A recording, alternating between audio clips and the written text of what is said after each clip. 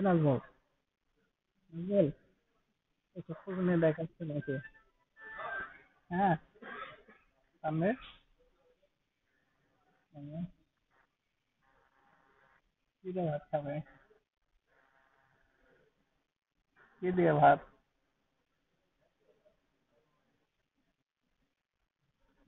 আহ, মনটা কলিজা মুখের গোস্ত দাও। আমার ভাতিজিকে কলিজা মুখের ওই গোস্তটা দিবে, ঠিক আছে? কলিজা দিবে, পারবে না?